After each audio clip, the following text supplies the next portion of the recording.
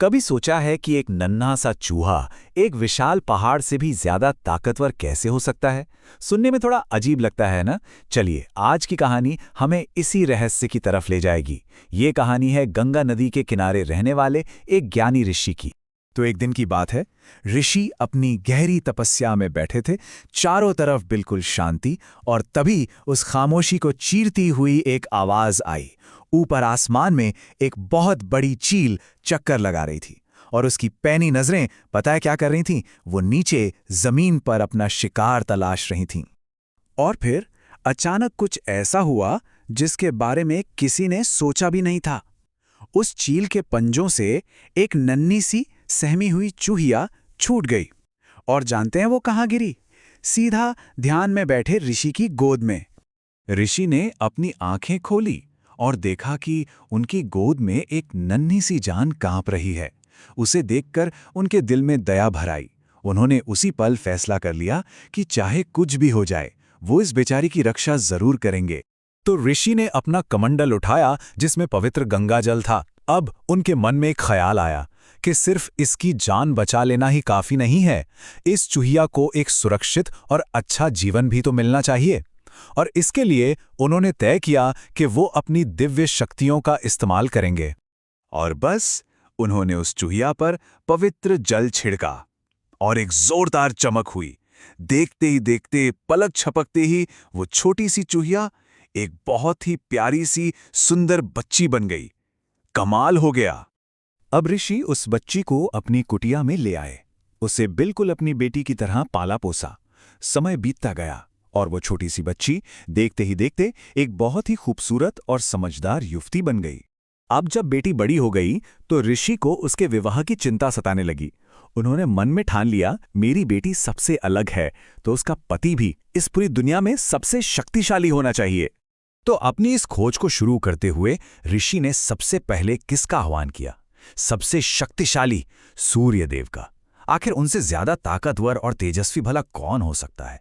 लेकिन जैसे ही सूर्यदेव आए, बेटी ने तो उनके तेज से अपनी आंखें बंद कर लीं। वो घबराकर बोली, पिताजी, ये तो बहुत गर्म है, मैं इनका तेज बर्दाश्त नहीं कर सकती, मैं तो जल जाऊंगी। ये सुनकर सूर्यदेव मुस्कुराए। उन्होंने बड़े प्यार से कहा, हे ऋषि, अगर आप सबसे शक्तिशाली को ढूंढ रहे हैं तो वो मैं नहीं हूं। अरे, मुझसे भी ज्यादा शक्तिशाली तो बादल हैं। वो तो पल भर में मेरी सारी रोशनी को ढक सकते हैं। सूर्यदेव की बात मानकर ऋषि ने बादलों के राजा मेघराज को बुलाया। उन्हें लगा कि शायद यही वो सही वर हैं। पर बेटी तो बादलों के उस काले और गरजते रूप को देखकर ही कांप गई। बोली, नहीं पिताजी, ये तो कितने काले और ठंडे हैं, मुझे ये बिल्कुल पसंद नहीं आए। अब मेघराज ने गरजते हुए कहा, मुझसे भी बलवान कोई है, और वो हैं पवनदेव। वो इतने शक्तिशाली हैं कि मुझे जहां चाहे उड़ाकर ले जा सकते हैं। और ये कहते ही सर्रर करके एक तेज हवा का झोंका आया। सारे पेड़ पौधे झूम उठे और सामने खुद पवन देव प्रकट हो गए। ऋषि ने पवन देव को प्रणाम किया और उनसे अपनी बेटी का हाथ मांगा। उन्हें अब लगने लगा था कि शायद यही वो शक्तिशाली वर हैं जिनकी उन्हें तलाश है। लेकिन बेटी फिर से उदास हो गई। बोली, पिताजी, ये तो एक जगह रुकते ही नहीं, हमेशा बेचैन रहते हैं। मैं इनके साथ अपनी पूरी जिंदगी कैसे बिता सकती हूँ? पवन देव ने कहा, मैं सब कुछ उड़ा सकता हूँ, लेकिन सामने जो महान पर्वत खड़ा है उसे मैं 1 इंच भी नहीं हिला सकता। वो मुझसे कहीं ज्यादा ताकतवर है। तो अब ऋषि अपनी बेटी को लेकर उस विशाल पर्वत के पास पहुंचे।